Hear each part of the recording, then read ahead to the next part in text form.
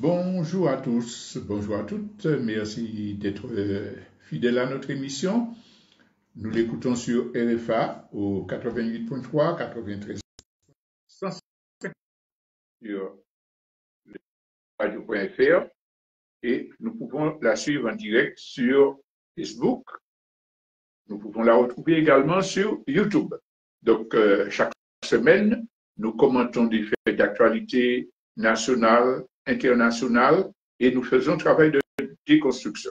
Aujourd'hui, nous allons faire un point global qui fera référence à des faits d'actualité, mais qui est essentiellement un point de déconstruction autour d'un thème qui est celui de l'état mental de la société, des dérèglements qui secouent l'ensemble des sociétés, des pays, et que nous constatons à travers les faits d'actualité.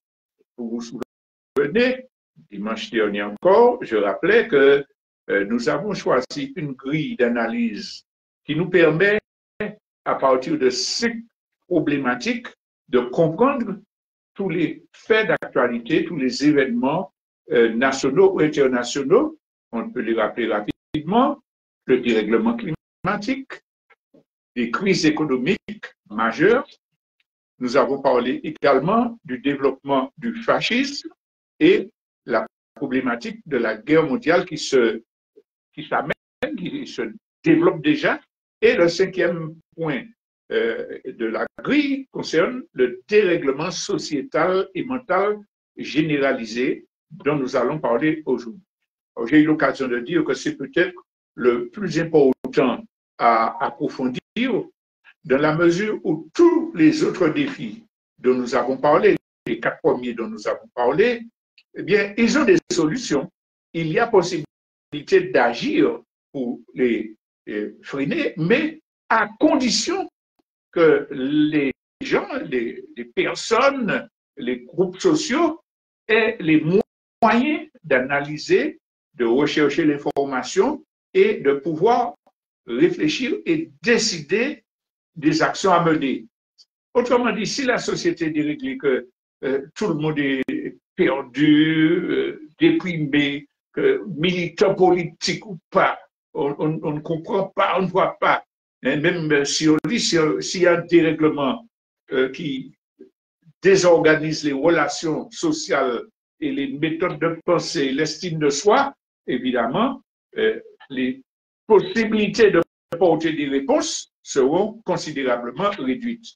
Alors, nous verrons en cours de l'émission que les dérèglements dont nous parlons affectent à des niveaux différents, de façon différente les gens, et qu'il existe des espoirs. Je précise cela parce que concernant cette question-là, dans une réunion, un militant disait: mais est-ce qu'il faut mettre ça en avant? Est-ce qu'il faut parler de cela? Parce que ça va déprimer les gens. Justement, il faut en parler. De même qu'on parle du dérèglement climatique, et puis que ça n'empêche pas qu'il y ait des endroits où des choses très intéressantes se font. Il faut parler de cela pour qu'on comprenne et justement qu'on maîtrise mieux notre façon d'agir. Donc, c'est ce thème-là que je voulais aborder aujourd'hui. Refaites un pas en arrière sur l'actualité de la semaine pour voir les thèmes qui ont été mis en avant, tels par exemple l'assassinat d'une fillette de 11 ans par un jeune de 23 ans qui, dit-on, a disjoncté parce qu'elle a crié. Mais c'est un drame total. On parle des voitures béliers qui foncent en Allemagne sur un marché. On parle d'élèves policiers qui sont alcoolisés et puis parce qu'ils ont été refusés d'entrer dans un bar, ils retournent dans leur voiture et puis ils foncent sur les clients qui sont devant la porte du bar. On a parlé de l'affaire de Notre-Dame de Pétaram, dans le sud de la France, là, où des religieux, des laïcs, des surveillants ont torturé, abusé d'enfants, entre 8 et 13 ans, qui étaient confiés à à leur garde, à leur éducation, entre guillemets. On a parlé de tout ça. Mais tout s'est fait pour parler aussi de la Martinique. Cette semaine, il y a eu encore des gens qui ont été assassinés, etc. Tout s'est fait là. Qu'est-ce qui les explique? Est-ce que c'est la méchanceté humaine?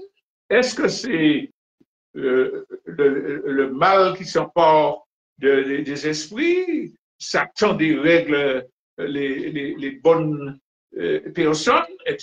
Ou bien est-ce qu'il y a des explications beaucoup plus profondes? Il y a des explications. Et elles sont de plusieurs ordres. D'abord, il faut comprendre ce qui concerne le dérèglement de la société globalement et qui a ses effets sur la plupart des individus à un niveau ou un autre. La société humaine, dans toute son histoire, a connu une évolution. Au départ, nous avons des clans où c'est le collectif, le commun qui est déterminant, qui est accepté par tous parce que chacun sait que si on n'est pas dans le clan, si on ne vit pas dans la communauté, on est voué à disparaître, à être tué quand il s'agit de se défendre contre des animaux sauvages, contre des clans adverses, etc. Donc, dans tous les premiers millénaires, les dizaines de millénaires où se constituent les sociétés humaines, on a des groupes humains qui se fondent sur le collectif. Il faut signaler que ça a disparu très vite en Europe, dans les pays occidentaux, mais jusqu'à présent, ça existe encore sur le continent africain ou dans les populations précolombiennes et d'Amérique. Donc, le clan, c'était ça. Et puis, la société a évolué. Il y a eu des classes différentes avec des intérêts qui se sont détachés. Alors, à partir de ce moment-là, le collectif existait chez les opprimés, chez les soumis, et le collectif existait sous une autre forme entre les gens qui étaient dans la classe dominante. Mais le collectif total disparaissait puisque ceux d'en haut imposaient leur dictature, leur cruauté, le rapt de privilèges, etc., à la majorité qui était d'en bas. Mais on voit quand même que pendant très longtemps, et là, on peut dire jusqu'à l'apparition de la bourgeoisie, du système capitaliste, cette lutte de classe-là n'empêche pas qu'il y ait des cohésions dans le groupe acceptées par tous, des collectifs. Alors, la société a une base de fonctionnement avec ses aspects positifs, négatifs, mais elle fonctionne comme ça et c'est accepté par la majorité. Les classes dominantes arrivent à imposer leur idéologie aux classes dominées. Ça veut dire que même s'il y a une cohésion dans les classes dominées, opprimées, l'idéologie, notamment l'idéologie religieuse, fait que une partie de ces gens-là, dans les classes dominées, acceptent constant à la situation de domination. J'ai dit notamment vis-à-vis de la religion. Par exemple, dans les monarchies féodales, où le roi représente Dieu. Le roi est censé représenter Dieu.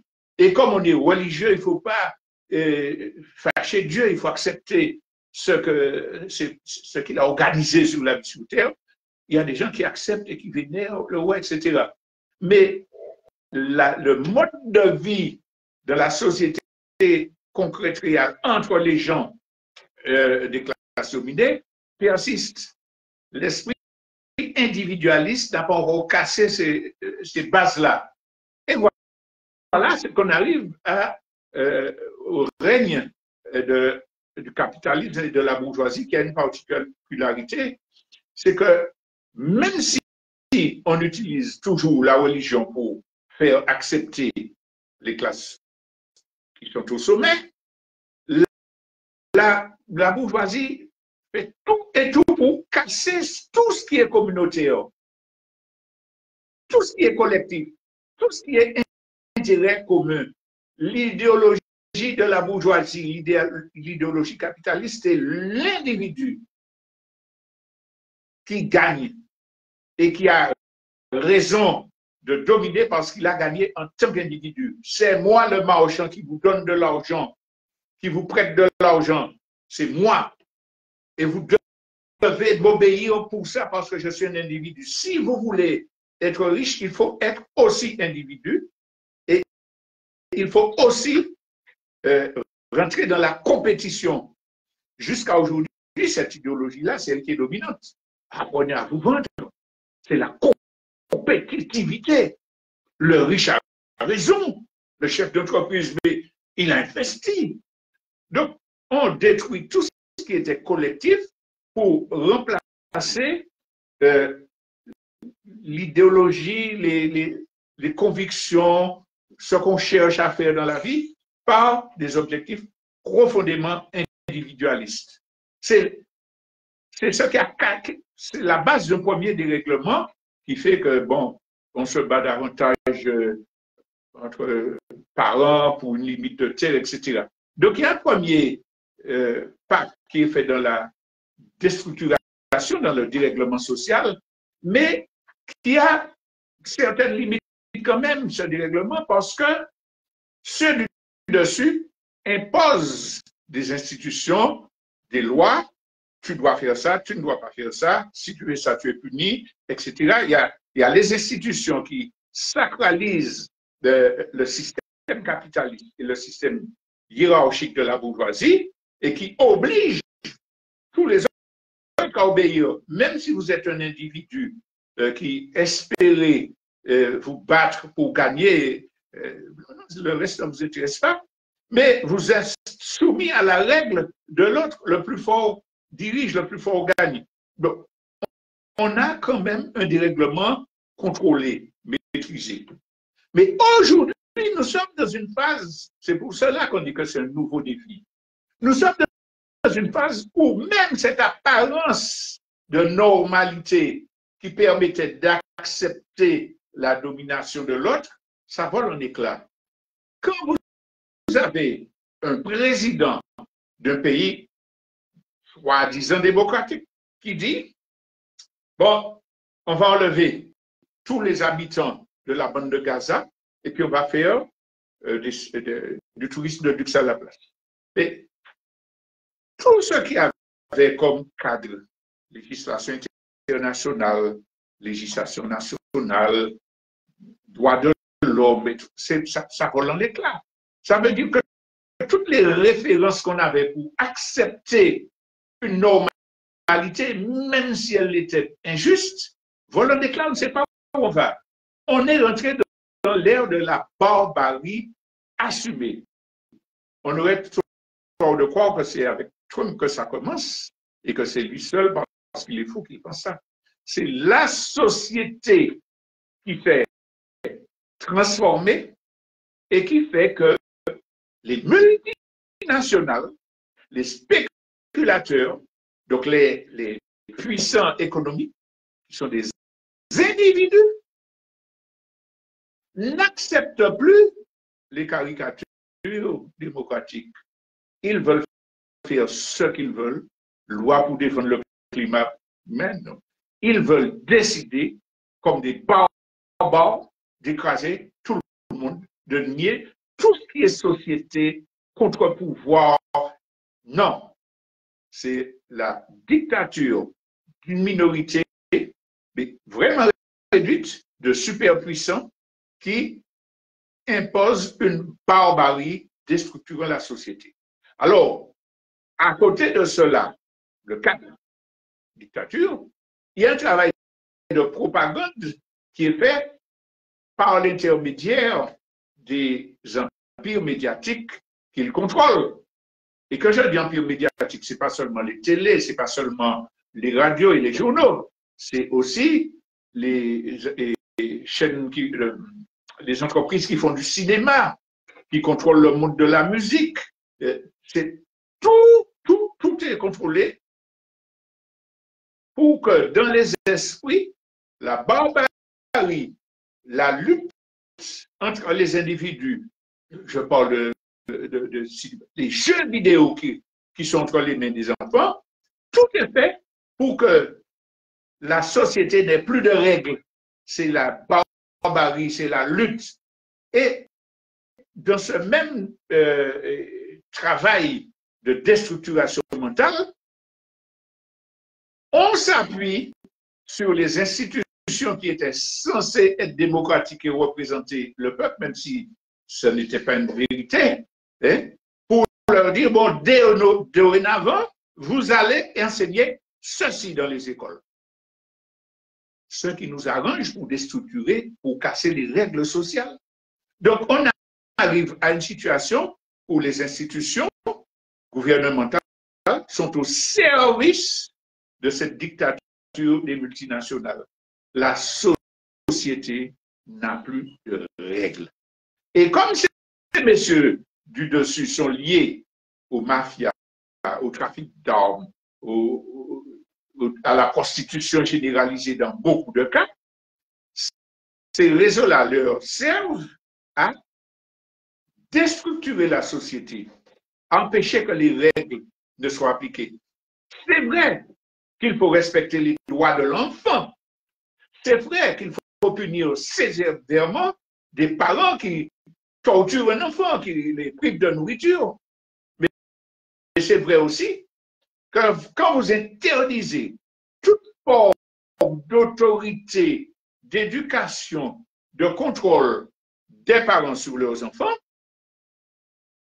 c'est pas sans arrière-pensée. C'est pour pouvoir dire à l'enfant, tu es libre, tu consommes ça que tu veux. Si tes parents ne veulent pas te donner, c'est parce qu'ils sont contre toi. Tu as le droit de te révolter, tu as le droit de porter plainte contre tes parents. Je répète encore cet exemple que j'ai déjà cité dans l'émission.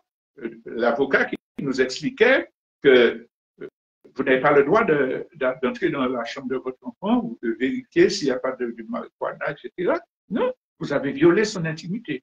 Mais si la gendarmerie arrête votre enfant mineur et pour trafic et vient fouiller sa chambre, elle a le droit de fouiller. Et si on trouve de la drogue, c'est vous, parents, qui êtes responsables. Je ferme la parenthèse que c'est en même temps développer la dictature, mais c'est surtout casser l'autorité des parents qui est recherchée à travers un certain nombre de pratiques. Il y a également l'arrogance suprémaciste de pays occidentaux qui impose à toutes les autres civilisations de changer toutes leurs pratiques parce qu'ils estiment que vous êtes arriérés et que vous ne respectez pas la liberté. En France, il n'y a pas si longtemps que cela, où et encore ils le sont, les homosexuels étaient persécutés. Maintenant, l'État impose du dessus, mais dans la société, la civilisation occidentale et traditionnelle continue à persécuter les gens homosexuels, à les battre, etc. Ça existe. Mais l'État occidental décide que si vous n'appliquez pas les mêmes lois que moi en matière de mariage, en matière de cela, eh bien, j'ai le droit de prendre des sanctions, j'ai le droit de vous condamner. Donc, ils ne respectent pas les civilisations, parce que les civilisations ne sont pas nées du hasard. C'est une expérience humaine qui porte des réponses à des problèmes humains. Il y a effectivement des abus, il y a des traditions dépassées qui doivent être combattues, mais ça ne peut être que par les peuples concernés, leurs représentants qui prennent en compte ce qu'ils pensent, ce qu'ils croient, et si ce qu'ils croient est erroné, ça doit être fait par la pédagogie, la persuasion et le dialogue, tout ce qu'on veut, en se basant sur l'humain. Ça ne peut pas être parce qu'un pays étranger dit, si tu ne fais pas ça, je te prendre des sanctions parce que le problème ne sera pas réglé et vous aurez créé de nouveaux problèmes dans ce pays-là. Donc, l'exemple que je prends sur cette imposition de conception, c'est pour illustrer que non seulement dans les pays occidentaux, les sociétés sont déréglées, mais que les impérialistes entendent imposer leur façon de voir sans prendre en compte les civilisations qui sont en face, et ça provoque des dérèglements. Insistons bien pour dire que ce n'est pas un jugement moral pour dire si ce qui est fait dans ce pays-là est bien ou pas.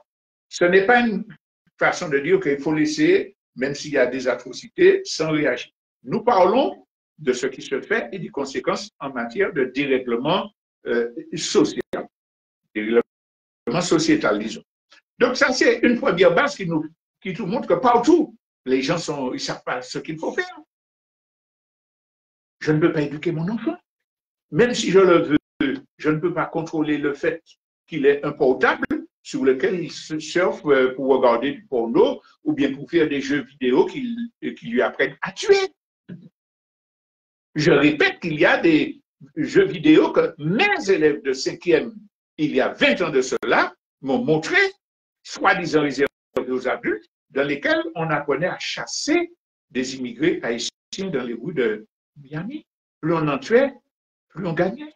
Ou bien un autre jeu vidéo qui apprenait à protéger son stock de cocaïne contre la police, contre les offices internationaux. Et plus on tuait de policiers, hein, plus on arrivait à réserver, à garder son stock de drogue, plus on avait gagné. Des élèves de 5e au VRP en Martinique m'ont montré ces jeux-là, soit disant, et interdits au moins de 18 ans. Mais ils existent. Qui les produit? Qui les produit? Eh bien, ce sont ces gens dont nous parlons, qui sont à la tête des médias, des empires, et qui veulent déstructurer le mental des gens, qui veulent déstructurer la société pour faire ce qu'ils veulent en tant que mafieux. Quand on a dit ça, on dit, mais comment ils arrivent à faire qu'il n'y ait pas de réaction? Eh bien, on a parlé la semaine dernière de dictature, de fascisme et de propagande fasciste. C'est ça. C'est là que ça. Il faut insister sur ça pour voir comment s'en sortir. Il y a une propagande idéologique qui est faite. En même temps qu'on déstructure les esprits, on légitime la violence contre des boucs émissaires qu'on va désigner. Par exemple, États-Unis, les Haïtiens mangent des chiens, ce sont des immigrés qui tuent, etc.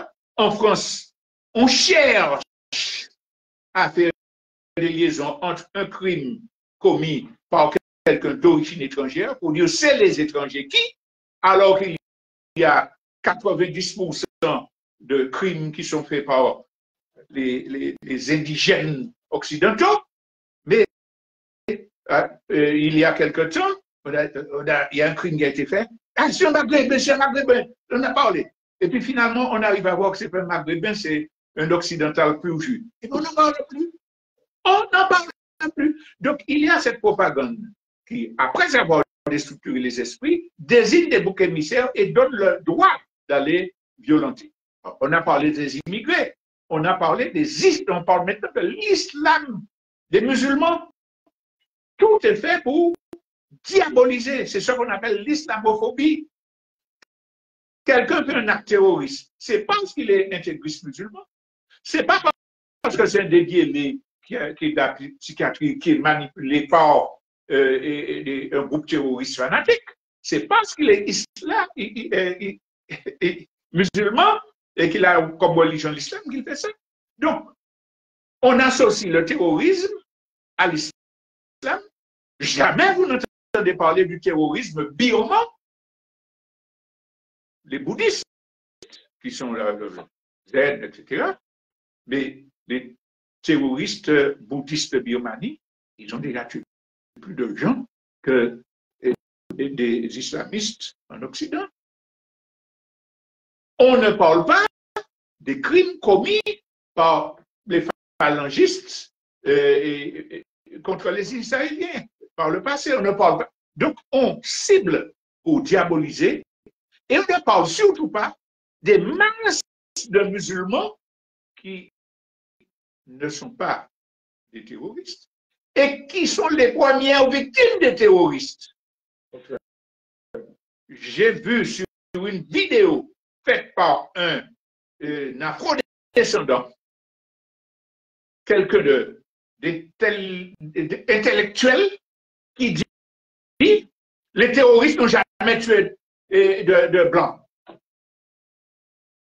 Les berbères n'ont jamais tué de ceci. Les Algériens ne tuent pas des Algériens blancs, c'est des Noirs qu'ils tuent. C'est un aliéné, le type qui dit ça. Mais il est aliéné parce qu'il est dans la logique de désigner des boucs émissaires. Mais je ferme la parenthèse sur lui, c'est notre affaire, pour dire que on cible des musulmans et l'écrasante majorité des gens de l'opinion non informée adoptent l'islamophobie comme base d'analyse. Il faut les punir. Ben Laden était un terroriste et ça justifie que les États-Unis aillent détruire le Moyen-Orient et livrer la main à d'autres terroristes avec qui ils s'entendent.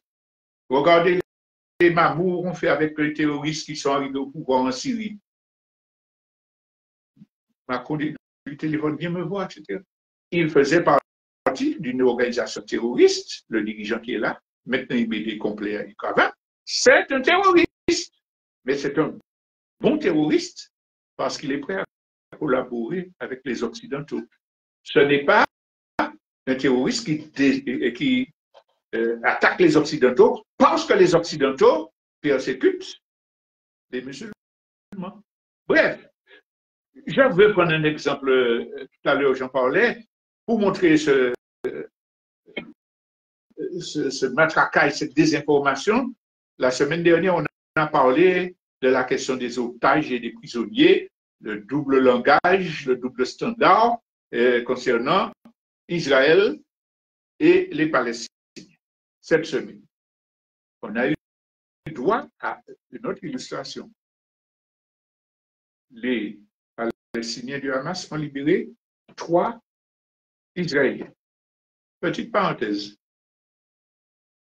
Et Argentin et Russe, bref, et puis l'autre encore, c'est-à-dire 3 étrangers de nationalité israélienne qui sont venus occuper le pays de l'autre, parmi les vagues de gens qui appliquent l'idéologie sioniste. Donc, on dénonce le Hamas, on a même parlé de crimes de guerre parce qu'il les a exhibés avec des photos, obligés à parler, et puis on les amène chez eux, on voit les retrouvailles. Les Palestiniens qui sont libérés, on montre les masses et tout. Oui, je savais que j'allais dire, mais on ne montre pas un Palestinien qui rentre chez lui, mais il n'y a plus de lui, Israël a bombardé, mais on voit qu'il retrouve une famille pour dire, voilà, j'ai été mis injustement en prison, j'étais otage d'Israël, parce que c'est l'armée d'Israélienne qui est venue dans mon village, qui m'a pris, qui m'a envoyé, qui m'a emprisonné. Je suis là j'étais là depuis 2 ans sans succès et sans procès, pardon. Donc, on ne parle pas de ça. On dit, parmi eux, il y avait des gens condamnés à la prison à vie. Donc, Israël est gentil. Mais pourquoi avait-il été condamné à la prison à vie? Est-ce que tout cela, ce sont des terroristes? Les milliers, les centaines de gens qu'on libère, est-ce que ce sont des terroristes? Bien, est-ce qu'il y a parmi eux des combattants ou bien des civils qui n'ont rien fait? Bon, je ne sais pas sur ça, le double standard. Je veux surtout insister sur le fait qu'on a parlé de crimes de guerre, d'atteinte à la dignité des otages, entre guillemets, israéliens. Mais on a montré une petite image, quelques secondes, pour dire que Israël a obligé les Palestiniens qu'il a libérés à mettre un t-shirt blanc avec une étoile de David dans le dos et un slogan, nous ne vous pardonnons pas, nous n'oublions pas. Alors, est-ce que ce n'est pas une atteinte à la dignité, une provocation qu'on pourrait mettre sur le même plateau qu'Israël, que le Hamas qui monte des gens avec des pancartes? Pourquoi les médias ne parlent que d'un côté et pas de l'autre? Je finis avec cette affaire-là, c'est pour montrer qu'il y a une propagande qui désigne des boucs émissaires qui fait qu'on ne voit pas exactement les véritables problèmes. On choisit un camp et on est autorisé à défendre Israël ou à tuer, à liquider les terroristes. Tout le monde est un terroriste dès qu'on n'est pas d'accord avec les Occidentaux. Propagande. Et puis, l'autre aspect, c'est d'orienter les regards, les réflexions des gens sur une base d'émotions toujours sélectives. On l'a vu. Donc, on suscite la colère, on appelle à la vengeance, on dit, mais bon Dieu, un bonhomme a pris à tuer une fillette de 11 ans à coup de couteau, donc on va voter une loi pour écraser les mineurs qui auraient fait une erreur. On prend ce cas-là, on instrumentalise l'émotion pour faire passer une loi. Pareil pour la question de l'immigration. C'est un afghan qui avait ça, donc il faut prendre des dispositions et faire les gens voter pour l'AFD. Donc on oriente sur la subjectivité, sur l'émotion, de façon à justifier le fascisme et à ne pas porter réponse aux véritables problèmes qui créent le dérèglement. D'abord, le dérèglement sociétal, dont ils sont responsables, et deuxièmement, le dérèglement mental dont nous allons parler à présent. Ça veut dire que quand une société est déréglée, il n'y a pas de droit, il n'y a pas de repère, il n'y a pas d'éducation, il n'y a pas de normes, les gens sont livrés à leur environnement, à leur brutalité instinctive. Il ne faut pas oublier ce que c'est que l'être humain. L'être humain, tous sans exception, obéissent aux mêmes lois physiologiques, aux mêmes ressorts en matière de construction de leur pensée. Tous sans exception obéissent aux mêmes lois.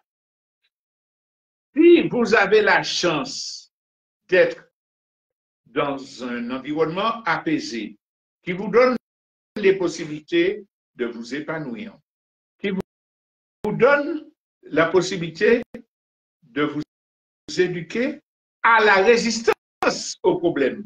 Parce que vous connaissez des familles où l'enfant est bien nourri, tout ça, des parents intéressants, mais qui dévient. Parce qu'il a rencontré des groupes extérieurs et puis qui n'étaient pas préparés à les affronter, qui ne savaient pas comment résister aux sollicitations.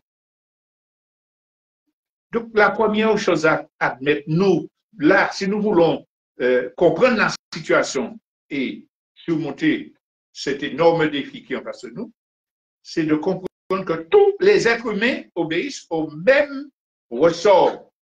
Dans quel environnement je suis, qu'est-ce que j'ai comme information, comme formation et comme espoir de vie, comme estime de moi. Si je suis dans un milieu favorable, je serai mieux placé pour pouvoir vivre correctement. Réagir aux problèmes que j'ai. Si je suis dans un milieu où c'est l'instabilité, c'est la violence qui est autour de moi, entre mes parents, avec les voisins, à la télé quand j'ouvre, etc., je nais dans une insatisfaction. Si on cultive chez moi des désirs, des besoins, et puis je ne peux pas les satisfaire, eh bien, j'aurai ce refoulement, j'aurai cette violence qui va vouloir que j'aille chercher. C'est lié, c'est tout le monde. Pour, pour illustrer très simplement l'histoire de l'influence de l'environnement sur l'être individu. Imaginez-vous, vous là, vous êtes sur une plage, sur un hamac, petit vent, vos enfants sont à vos côtés, en train de jouer gentiment, vous avez un bon matoutou crabe à la main que mamie a préparé pour vous. Qu'est-ce qui sera dans votre esprit? Est-ce que vous aurez envie d'aller tuer quelqu'un? Est-ce que vous serez aigri? Est-ce que vous serez renfrogné? Si vous, quand vous êtes sorti de là, vous passez, vous allez faire une commission, vous garez, votre voiture tombe en panne, vous allez vous asseoir sur un banc, il y a plein d'endroits pour vous abriter, la pluie qui a battu un tri, un bouc à passer, qui a joué, au son qu'a fait la sacrée pêche, etc. Vous êtes là, hein? Vous avez foi, vous tremblez. Qu'est-ce qui est dans votre tête? Est-ce que vous êtes pacifique? C'est ça l'être humain. Nous avons des idées, des pensées, des envies, d'après ce qui est autour de nous. Ça, c'est pour un jour, un cas en particulier, mais prenez toute une vie où vous êtes conditionné par des facteurs extérieurs négatifs. Ajoutons à cela le point de vue physiologique. L'être humain, ben, chez lui, il y a des hormones qui poussent à l'agressivité, des hormones qui poussent au désir sexuel, des hormones qui poussent à la paresse. Bref, vous savez, votre corps obéit à des lois physiologiques. S'il y a des hormones qui sont déréglées, vous allez avoir des pulsions, vous allez avoir... Si vous êtes traité, soigné, dépisté, traité, soigné, ben, vous n'allez pas commettre de crime. Si vous avez ces conditions-là et puis que vous êtes dans un milieu hostile, agressif, ben, vous allez vous délivrer, d'autant plus que ce que vous voyez à la télévision, ce que vous entendez dans certaines chansons, vous incite à. Mais vous n'avez même pas l'éducation qui aurait pu vous dire c'est bien, c'est pas bien. L'éducation que vous avez, c'est ministre volé, ministre mentait, ministre trafiquant, etc. Impuni. Vous avez des modèles de ce qui arrive avec les chaînes en or, etc. Tout ça dérègle le mental. En disant, c'est ce qu'on cherche une excuse pour ceux qui commettent des crimes. Non, non.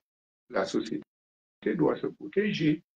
La société doit avoir des lois qui soignent les gens pour empêcher l'irréparable, qui les punissent durement s'ils ont commis l'irréparable et qui indemnisent les victimes, mais surtout des lois qui font que celui qui est appelé à commettre le crime, n'ait pas d'incitation, c'est ça. Et puis il faut comprendre que, alors, deux mots que je vais employer, qui méritent que vous allez approfondir, c'est la question de l'épigénétique et de l'atavisme. Ces deux mots-là, si on veut comprendre ce qui se passe chez les êtres humains, dans les sociétés, il faut les approfondir. Je les cite, je donne une explication rapide, mais je vous invite à aller approfondir ces questions. Alors, c'est quoi l'épigénétisme? L'épigénétique. Quand vos ancêtres ont subi des drames, des atrocités, des moments difficiles, eh bien, cela s'inscrit dans votre gène. Ça ne change pas le gène, hein, mais il y a des gènes qui sont paralysés par ces expériences-là, qui ne se développent pas. Ces gènes-là auraient pu permettre le développement de ceci, du plaisir, mais non, c'est bloqué. L'épigénétique, c'est une science qui montre qu'on peut, sur des siècles et des siècles, être victime de comportements liés à ces éléments-là. Nos peuples qui ont été esclavagisés, nos peuples qui ont vu leurs familles déchirées par les barbares civilisés occidentaux, portent en eux ces difficultés-là. Alors, pour nous rassurer, l'épigénétique explique que cela peut disparaître si on est dans des conditions différentes durablement. C'est pour ça que je disais tout à l'heure que si la société prend des dispositions, le problème peut être réglé. Mais si la société, au lieu de prendre des dispositions, vous pousse à aller dans la même direction, ben, on ira vers le dérèglement mental de plus en plus généralisé. Donc ça, c'est l'épigénétique. Et puis, il y a l'atavisme. L'atavisme qui est du même ordre à peu près, c'est dans une société, dans une culture, quand les gens ont été élevés de façon durable avec un certain nombre d'idées et de pratiques, ces personnes-là conservent des comportements. Ça veut dire que les béquets, qui ont été maîtres esclavagistes, qui avaient tous les droits, qui possédaient tout en Martinique, même s'ils ne sont plus maîtres d'esclaves, la caste béquet qui a toujours continué à vivre, repliée sur soi, avec ses idées, eh bien, on va dire qu'elle subit les conséquences de l'atavisme. Ça veut dire que même si individuellement les gens pourraient être humains ou pas humains, ce bloc-là, ce cadre-là fait qu'ils vont répercuter, reproduire les schémas et sociétaux dans lesquels ils ont toujours vécu. Là aussi, si on a une société qui intervient de façon volontariste et massive pour casser les atavismes, on peut espérer la construction d'une société différente. Donc, comprenons bien que la nature humaine, elle est valable pour tout le monde, qu'elle a un certain nombre de voies qui l'emmènent vers la violence, vers la déstructuration, vers le mal-être mental, vers les maladies mentales. Mais la société a aussi, en même temps, l'atavisme de l'humanité. Je vais faire l'épigénétique ou l'atavisme de l'humanité. Ça veut dire que depuis des dizaines de milliers d'années que l'humanité se construit, il y a des choses qui sont ancrées au plus profond de tous les êtres humains, qui font qu'on peut réveiller ces choses-là. Elles existent toujours. Chaque fois que je pense à ce thème-là, je ne peux pas m'empêcher de regarder autour de moi. C'est vrai qu'on s'arrête souvent sur les erreurs, les contradictions. Mais quand on regarde autour de moi, je ne sais pas si mon ami Omer est à l'écoute de mon quartier. Mais cet homme qui, chaque matin, chaque midi, chaque soir, va s'occuper de son frère, lui porter à manger parce que le frère est malade. Il n'est pas le seul. On a 13 000 aidants familiaux en Martinique. Même s'il y a des crises de colère, des impatiences, des dépressions, on a 13 000 personnes qui sacrifient leur vie familiale, leur profession, et tout. Alors évidemment, ça a un retour sur eux, puisqu'il y a des périodes de déprime, de colère, etc. On a ça. On a des gens, j'ai déjà eu l'occasion, je crois qu'avec John, on avait fait une émission sur 5 jours. On a des gens partout autour de nous qui sont des gens qui reste humain malgré cet environnement-là. Et il faut comprendre qu'on peut se baser sur ça en développant, en faisant connaître, en promotionnant les activités positives. Je pense aux militants des associations caritatives, etc. Je pense à tous ces gens en Occident qui luttent contre le gouvernement pour aider des immigrés. Cette base d'humanité-là existe et c'est sur ça qu'on doit s'appuyer pour affronter le défi qu'on traite aujourd'hui, le défi sociétal et mental généralisé. Mais là, il y a une exigence de connaissance et de réflexion. Ce n'est pas parce qu'on a entendu une émission de Dieu, mais oui, c'est bien. Il faut se former, il faut comprendre, il faut lire sur les questions d'immigration, qu'est-ce qui pousse les gens à immigrer, hein, quel est le résultat de la présence des immigrés dans les pays occidentaux. C'est eux qui font la richesse de l'agriculture espagnole ou états-unienne. C'est eux qui construisent. C'est qu'ils paient des impôts, qu'ils paient des charges sociales, qu'ils sont dans les hôpitaux. Donc, il faut qu'on connaisse cela. Il ne faut pas qu'on dise, ah ouais, il est gentil. Il faut qu'on aille chercher, qu'on ait des chiffres, qu'on discute avec des associations comme la SOCA, etc., pour qu'on sache la connaissance. Il faut qu'on réfléchisse au-delà de la connaissance à la réflexion critique. Comment ne pas accepter de tomber facilement dans des grilles. Et sur cela, je veux insister auprès de mes frères et sœurs panafricanistes, dont la plupart sont des gens humains, qu'ils comprennent que l'Afrique, le panafricanisme, les civilisations africaines ont beaucoup à apporter au monde nouveau, à la résolution des problèmes de dérèglement social. Mais il ne faut pas qu'on soit prisonnier de justement la propagande et les grilles occidentales, notamment la grille raciste. Quand j'entends quelqu'un d'intelligent et d'instruit dire la religion des Blancs dit que quand on est mort, c'est fini, et puis la religion des Noirs dit que les ancêtres sont là. C'est quelqu'un qui est prisonnier d'une grille raciste. Ça ne veut rien dire, ce n'est pas vrai.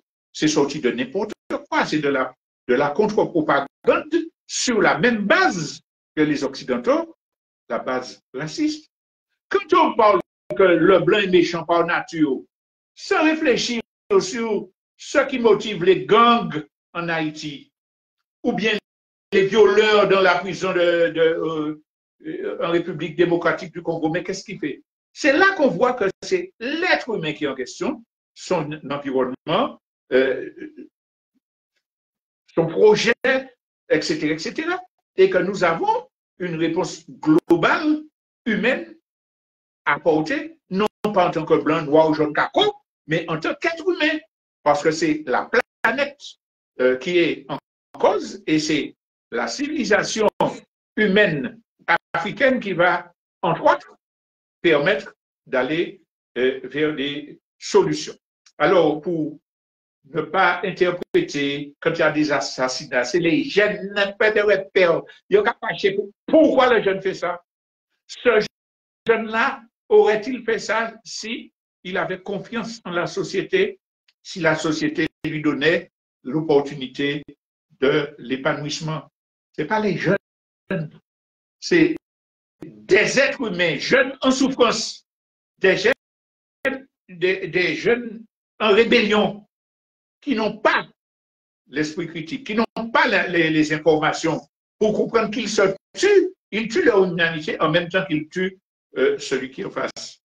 Si nous ne luttons pas contre le désespoir de la population qui la pousse à l'alcoolisme, à la toxicomanie, parce que ce ne sont pas les jeunes seulement qui se droguent, loin de là, nous aurons toujours ces mêmes problèmes. Donc, notre problème, ce n'est pas de condamner le malade, mais c'est de combattre le virus, de nous organiser. Nous en arriverons, je veux dire rapidement sur ça, quand on a des problèmes dans les écoles, c'est l'ancien enseignant qui parle. On apprend aux enfants la rébellion à travers les médias extérieurs. On détruit le contenu des enseignements qui auraient pu leur permettre de comprendre et d'aller de l'avant.